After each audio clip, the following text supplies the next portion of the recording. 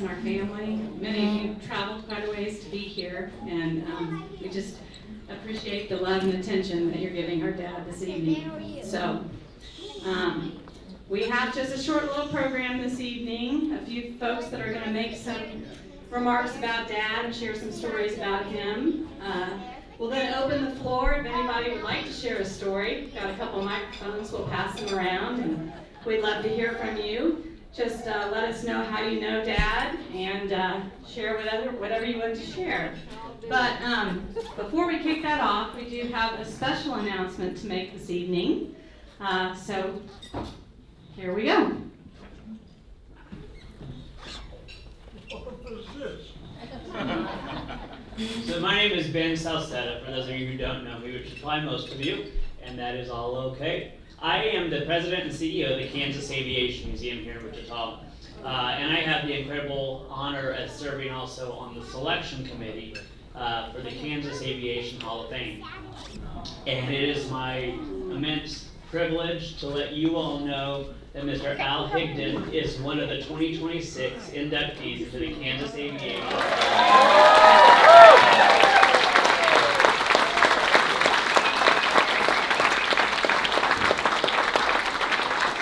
Since I started at the museum almost 5 years ago, I've got an opportunity to meet Al and have lunch together and talk and tours. He's given me tours of the museum. And just got to really enjoy and appreciate him as an individual. And his contributions, obviously, in the world of aviation are extraordinary, and so it's a very well deserved honor. And I'll let him talk about that, but for those of you... There's some people here who know better than that. For those of you who are interested in joining us, that's going to be Tuesday, November the 10th, 2026 at WC Tech. We'll have information from our website and social media, and then of course you can ask Al. I'm sure he'll be there with bells on. But that again is Tuesday, November 29th. Congratulations, Mr. Al. Thank you, Ben.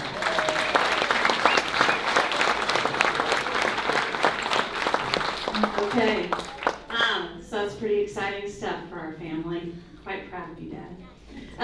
So I should have said my name is Sarah, and I'm the eldest of the 3 children. We have Adam. Where's Adam? There's Adam right there behind the camera, and Claudia. So it's been a thrill to put this party on for him. So we're going to start with a few comments, and I'm looking for Dave Egan. Where is? Right here. There we go. Close by. All right, Dave. You nervous, Al? No. You should be. I've never supposed to know people in my life. I don't have this many enemies. Well, I had a pretty good life. You're welcome. For quite a while until I went to WSU in 1959 and met a guy named Al Higdon in the fraternity. My life was never the same. It got better. It got a lot better. There's a lot of people here that can talk longer than I can, probably better than I can, so I'm not going to take a lot of your time.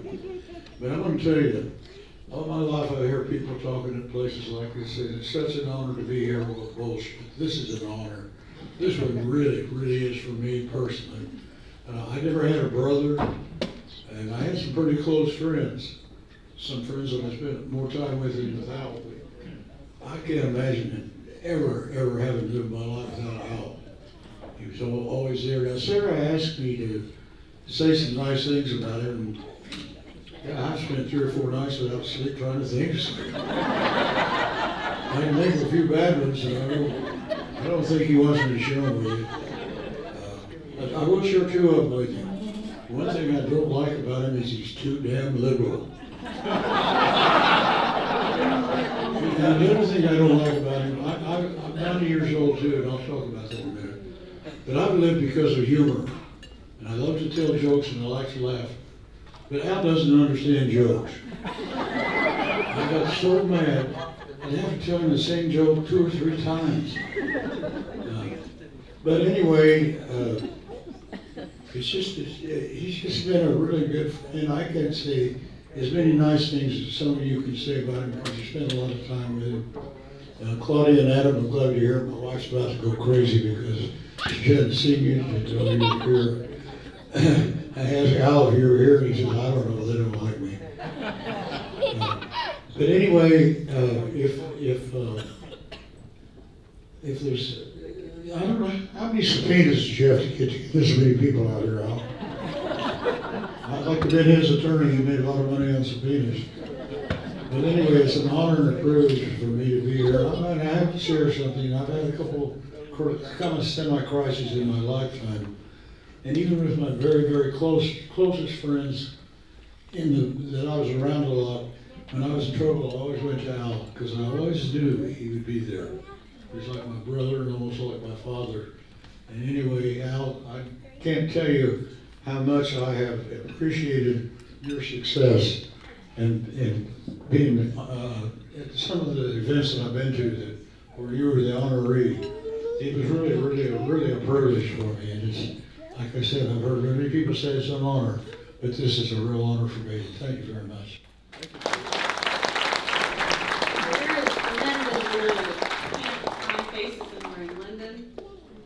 There you are.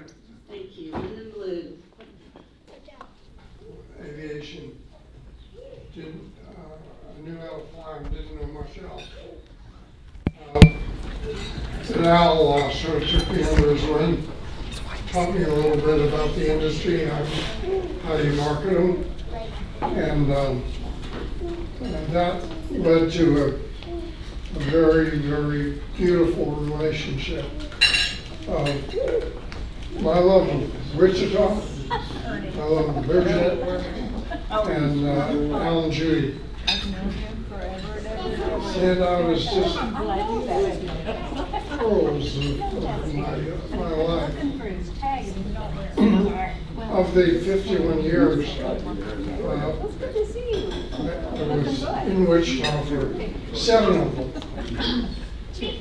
But thanks to the internet, Al and I have remained as close as a click on the internet, and we've maintained a close relationship that punctuated with the personal side. On his birthday, we would tend to have a tennis match, and Al was good. I was tenacious. Good probably prevailed over tenacity. But we had a wonderful time, and the reward at the end of it was a hamburger. He went on to have a hamburger again with Al on his birthday. And as much as I admired him for his business, his knowledge of aviation and marketing, Al is also, as most of you know, I would say a philosopher. And we had a great symmetry of thoughts about things. We share a great admiration for Friedrich Hayek, who is a great economist. And one of the things that he said very profoundly, in life you hope to learn to become wise, have wisdom. You hope to be rational, and you hope to be good. And that, I think, typifies what Al is. He is simply a very good person. He's had a wonderful life, he has a wonderful family, and I'm just enormously appreciative of the times we had together and look forward to a few more, even though I'm considerably older than I am. By 5 days. Thank you, sir. It's a little tough to follow those two, so thank you for coming and good job, Al. You know, in deference to Dave, it is a great honor to be asked to say a few words about Al. And I couldn't help but think when Sarah called me, or told me that she would like me to do this, I thought about 90th birthday, and Al and our mutual friend who recently passed away, Alex Cavazzi, used to have a running argument, if you will, over the course of the last couple of years, because Alex was born in Hungary in 1928, and Alex decided, while he was in his dotage at mid-90s, that he wanted to live to 100. And so most people at that age are trying to figure out a way to have people think that they're younger. But Alex wanted them to think that he was almost 100. And for those of you who knew Alex, he had that gruff Hungarian style. And he would say, I told you that I'm not 98, I'm 100, I'm almost 100 years old. In this country, you people have a 0 year. Your babies are born and you say they're 4 months old and they're 6 months old, and when they get to the first year that they've been here, 1 year after they have finally been born, you say they're 1. They're starting their 2nd year. So we in Hungary know better than that. And so you think I'm 97, and Al would say, that's right, Alex, you're 97. No, I'm not. I'm almost 100. And Alex wanted to be 100 so badly. Unfortunately for him, he didn't quite make it. He passed away last year.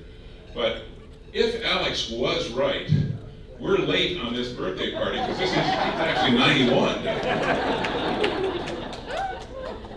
So as I was thinking about what to say, I kept coming up with words that started with E to reflect my relationship with Al. And the first thing I thought about was how exceptional he was and is as a PR guy and as an advertising man and a marketeer and a businessman. He has exceptional talents in all those areas. And when he came back to Wichita from a very short stint in St. Louis after he graduated from KU, he went to work for Beechcraft. And he was over there until 1964 when Bill Lear came along, and he wanted to poach all of the best people from Beech. And he found out about Al. Actually, Jim Greenwood, who had been at Beech, knew Al because they worked together, and he called Al and he said, why don't you come to work over at Lear? And so he became what was known as an Italian boatman. They were gondoliers.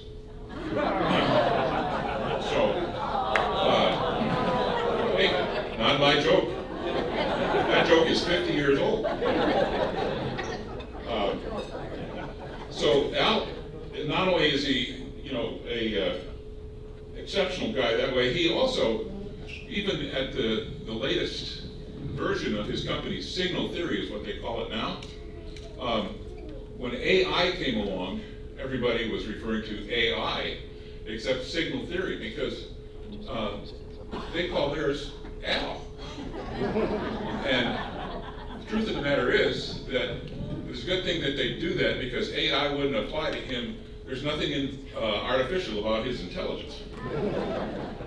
Al's also been an example of excellence. He's had great success. I mentioned him and Jim Greenwood having some influence on Learjet. And if you all remember, and some of you are old enough, I am, to remember when Learjet, yes sir, and I remember Learjets were considered the first business jet. That wasn't even true. But Al and Jim Greenwood got such good exposure for the Learjet. They were in movies and magazines, TV commercials, and in all sorts of other things that people to this day will look up in the sky and see a business jet. It might be a Gulfstream 5, but they'll look up and go, hey, look at that Learjet. So Learjet became a household term. And then we still refer to a lot of those airplanes as Learjets. Al was very important to that. He was a great entrepreneur as well. when he and Wendell and Vaughn all got together and formed Sullivan, Higdon, and Sink, Al was not a jack of all trades, he was the Al of all trades.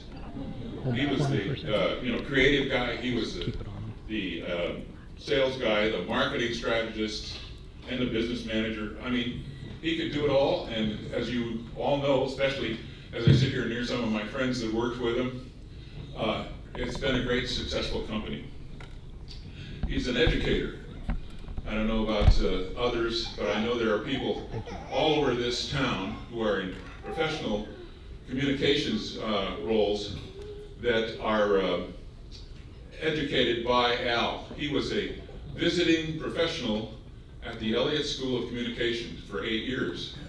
And those people were so fortunate to have his experience, knowledge, and his counsel during that time. So there are companies in this town that will, for many, many years, be very grateful that those kids had the opportunity to learn from Al. Al was also an editor. I don't know whether you know about that. He's a great writer, so it would stand to reason he's a good editor. But once again, our good friend Alex Gavassi, we used to go to lunch, Al and I and Ernie Jones and Molly, who I think just left, probably because I was speaking. Anyway, we would go to lunch with Alex, and Alex loved to tell stories about his experiences in aviation. And he wrote articles for Professional Pilot magazine. Sorry, Dick, I didn't mean to mention one of the competitors, but that's all right. Yeah. Anyway, and Alex wrote these articles, but he had what you would have to say were creative spelling issues and wandering syntax and mostly missing punctuation. And so he turned that over to Al, and Al would turn it into verbal magic. And they did 88 of those articles, very interesting ones about a lot of people you've heard of buying airplanes and things. And Al turned that into readable prose. He was an encourager and is an encourager. I personally benefited from countless times from his positive perspective, his reassurance and unwavering support. He told me to retire to something when I retired. And the first project, my first project became Rescuing Doc, which is a book about our B-29 that we have here, one of only 2 B-29s in the world that flies. And shameless plug, go to the b29doc.com website and buy yourself a copy of the book. But Al gave me great encouragement on that. And speaking of books, we are, of course, we all have benefited from the lessons and perspective and all of the stories that Al told in The Power of Two. It was written with his good friend John Brown, which reflects his firmly held belief that you don't accomplish anything alone. He has acknowledged the blessings of his creator and his many friends, family, and colleagues in that book. If you haven't seen it, I highly commend it to you. Al has always served as an outstanding example to me too, full of his grace and humility. For example, when he was serving as an interim president for the Greater Wichita Economic Coalition, and he was the professional in residence at WSU, he was also a regular volunteer medical transportation driver for the Red Cross. Yeah. He'd pick up people and take them where they needed to go. You don't find a lot of people of that stature that even think about things like that. Finally, the day that Sarah called me, or I guess you sent me a note, didn't you, Sarah? Asking to speak, I was doing my morning routine of reading the Bible first thing in the morning, and I read through the Bible every year on a plan that's got several passages in it, and that day, the one that came up was Psalm 112. And as I was reading that psalm, I realized, I think I just found a great description of Al that I can use in those first 6 verses of that psalm. So let me leave this with you. This is Psalm 112, 1 through 6. Praise the Lord. Blessed is the man who fears the Lord, who greatly delights in his commandments. His offspring will be mighty in the land. The generation of the upright will be blessed. Wealth and riches are in his house, and his righteousness endures forever. Light dawns in the darkness for the upright. He is gracious, merciful, and righteous. It is well with the man who deals generously and who conducts his affairs with justice. For the righteous will never be moved. He will be remembered forever. Al, thanks for letting me be a part of your vast array of friends.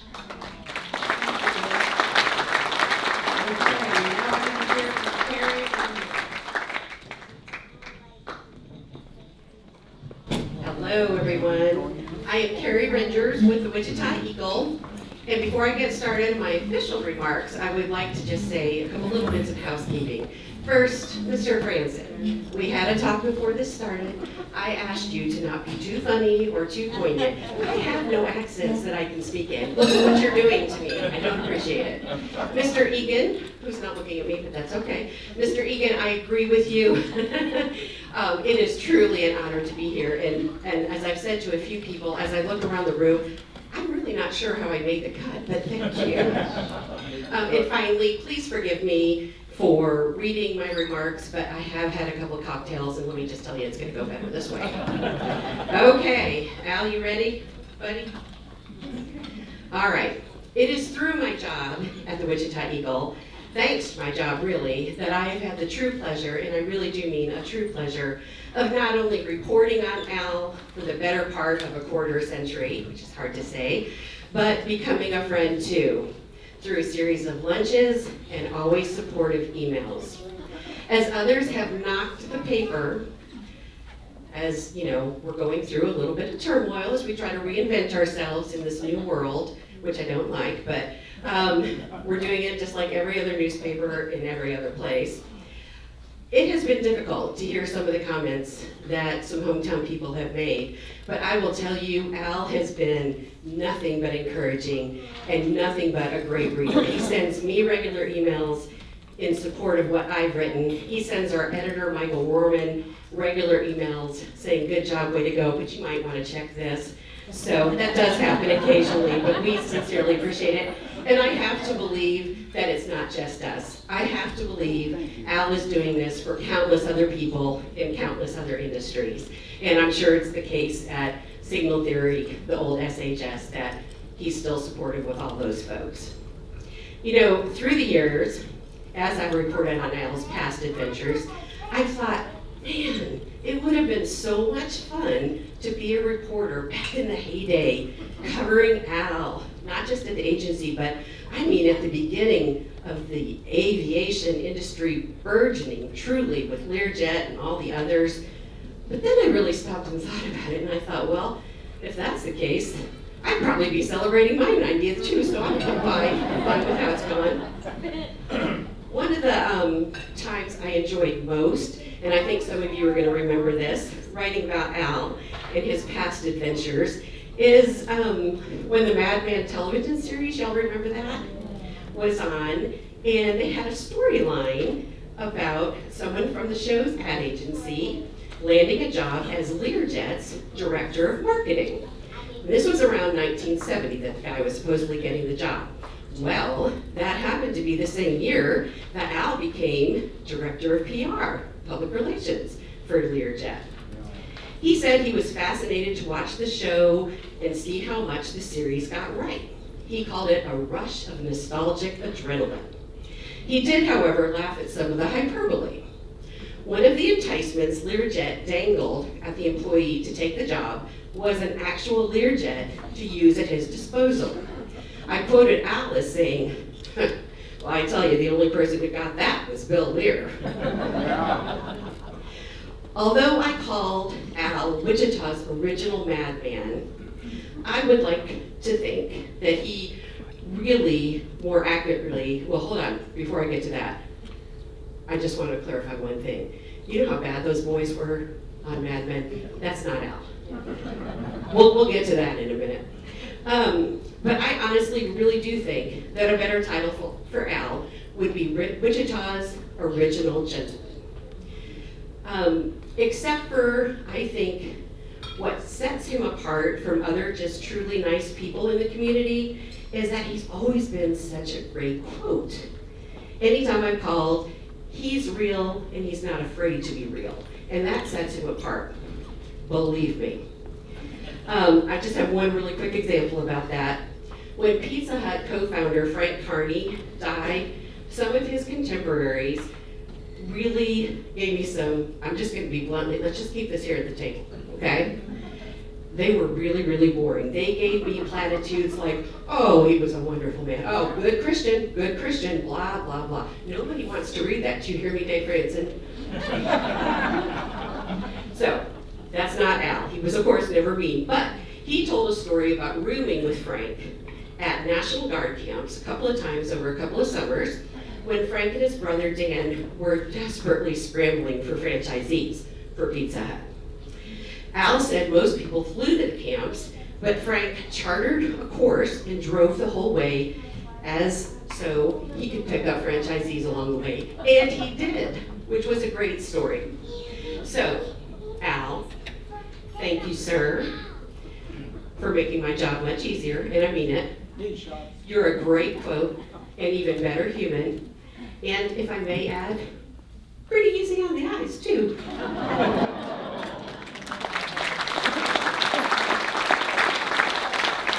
Thank you, Carrie. We are now going to hear from Vaughn Sink, one of the founders of Sullivan, Higdon, and Sink. Actually, I was close, but no. I was not there on day one. But I was there 10 months later. Like Carrie, I had to make some notes because I'm almost as old as Al, and I don't want to get up here and ramble on and on and on. We met in 1960 at the University of Wichita. That's what it was back then. That's about 66 years ago. We were both pursuing our second undergrad degree in journalism. And oddly enough, back then, you may recall, it was a well respected profession. After graduation, we also spent several years guarding the country as members of the Kansas Air National Guard. Al was Captain Higdon, information officer. I was Sergeant Sink for about 6 years. Of course, that was in the days when young men had a recruitment or a military obligation that they had to fulfill before they could get a real job. Finally, our careers came together in 1972, 10 months after he and Wendell had opened their advertising and PR agency. This pair of lifelong townies, Al and Wendell, had the good fortune to attract a sizable account that manufactured, of all things, farm equipment.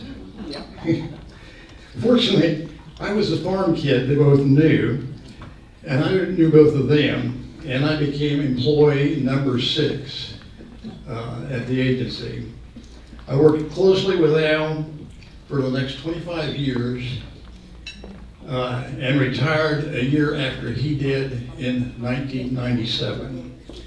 For me, it was an opportunity for a career with a guy I admired and trusted, and one that would become a partner for a lifetime. I'll leave that. By the way, the agency, as some have mentioned, that he started in 1971 is still going strong today. It has grown considerably with offices in Wichita and in Kansas City, run by long-term employees, John January from Clearwater and Allie Mahaffey from Newton. We're so happy that the agency has stayed in the family as opposed to being sold to, say, a large multinational agency somewhere. So again, Al, happy birthday. I'm proud of having 60 years with you, 66 years, and I'll look forward to many more. Thank you. Thank you, Ron.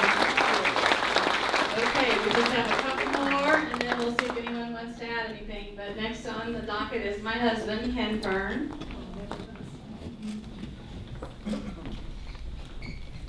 Welcome, everybody. Al, I just wanted to tell you, I haven't known you as long as everyone else here, of course, but I've had the inside track. I've had the inside track of being in the family. And all I want to do is thank you from the bottom of my heart for accepting my family, 3 kids, and being such a great grandfather and mentor. Al helped us so many times. He was a mentor to me in my business. And our kids love you to death, and we appreciate everything you've done and allowing us to be part of this great family. Thank you. My grandfather, or more formally known as Grampy. I'm Madeline, and I was talking to my brother Jake about some of our favorite memories growing up. And we came across so many different things, but a big theme of it was going to Carbondale. So we grew up in Colorado, and Grammy and Grampy had a house in Carbondale, and it was about a 4-hour drive, and winter or summer we would go, and it was just some of the most magical childhood memories that you could think of. In the wintertime, there's this great big sled hill where I swear it was bigger than last time I saw it, but I have this memory ingrained in the back of my mind of Jake being probably 3 feet in the air off this jump that we had built, and Grammy like on the back of the sled, like just going as hard as she could. It was so funny. And in the summer times, they had this awesome pool with this huge water slide, and you just like curated all of these amazing childhood memories for me and Jake, and I could not be more thankful for that and blessed to have that. And now, as I'm growing up and as we're growing up, you're such a mentor. I'm like realizing how much of a legend you are. Like, oh my gosh. When I was little, I didn't realize that. And you're just like, I'm so inspired by you every single day, and I look up to you, and I love you so much. And I'm just so grateful that like you're in my life, and we have this like amazing role model to look up to. And so happy birthday, and I love you. And that is all, so thank you. Thank you, Madeline. Is there anyone who would like to share anything? Al? Hi. Lottie and I are going to come up to stand with Al to talk about, I don't know what we're going to talk about, but we're going to talk about Al. So I'm Allie Mahaffey. I'm currently co-CEO at SHS, Signal Theory. And Lottie is managing director of our Wichita office. Lottie has been with SHS for 28 years, and I've been there for 25 years. And you, Al, neither of us were ever in the office with you, but dang, we feel you. And every day of our career, we look to the foundation that you have set to carry us to the next day and the next year and through COVID and all the stuff that we did. You really have been a mentor, and you've been so inspirational to us. Al still calls, I don't know, every quarter, maybe monthly, and says, how's the business? How's it going? And it is so fun to sit down with Al and talk about how things are going and what we're doing, and can we call our AI tool Al? And he's like, that'd be amazing. I mean, it's just so fun, and just what a legend and what a mentor to continue this business. It's been fantastic. Thank you, Al, for starting an amazing business. Thank you, Vaughn. Thank you, Tom. We're just doing our best to keep it going. 55 years, July 1st. Yeah. It's pretty amazing. Lottie?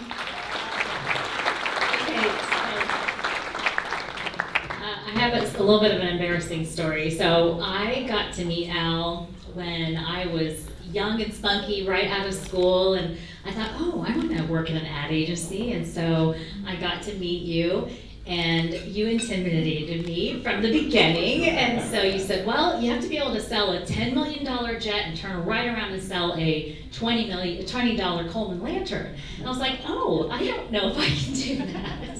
So I decided I was going to go get experience And then the funny thing is that Al jokes with me and says that he had to retire before I would join Sullivan, Higdon, and Sankin. So he had retired the year before I joined. So I am very proud to uphold your legacy, and every day I look to you to say, what would Al do? And you know, it inspires me, and I'm so thankful for you. Thank you, babe. Thank you, both of you. Is there anybody else that would like to share? Teddy?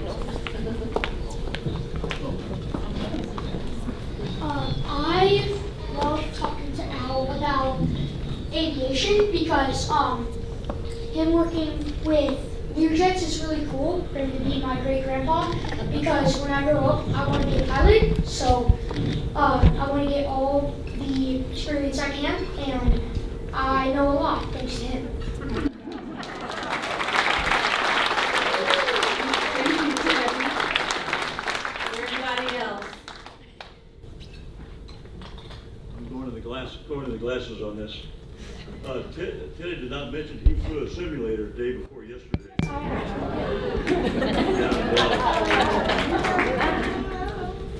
Well, I'm going to read this, and I've only got about 2 hours worth, so we can. Introduce yourself. Yeah. Never seen one of these microphones before.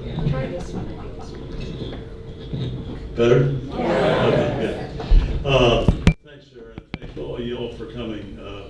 I do cherish each one of you and the great memories that we've had over the years. Particularly thanks to those of you who made kind remarks earlier in the evening. I hope the check that you got was sufficient. It's important to say at the outset that we'd all be home tonight eating cold pizza if it wasn't for my daughter Sarah and her husband Ken, who first suggested this might be a decent evening for all of us, and then stepped up and they're paying for everything tonight. So we're their guests, and thank you very much.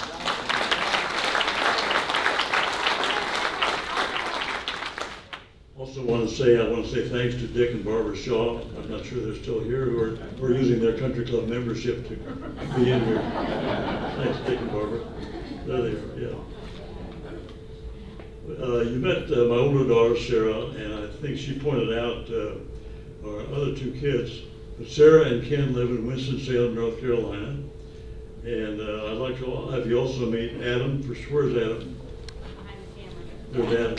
Adam and his wife Allison live in Fort Collins, Colorado. And Claudia is where? Way in the back. Claudia runs Prairie Village, Kansas.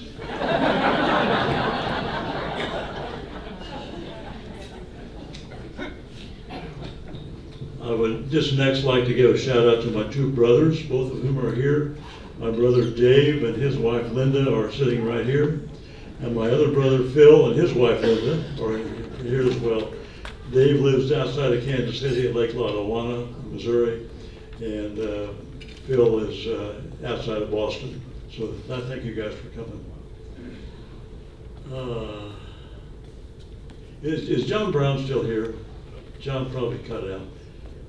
I was afraid of that. John is the guy that wrote the book about me, and he talked to many of you and in regards to that book and said what a great time he had. And I was hoping you could meet up with him, but that won't happen. I think that's all I've got. Sarah, anything else? Anything else today? No. Are you done? Yeah. Let's get ready to party like it's 1958.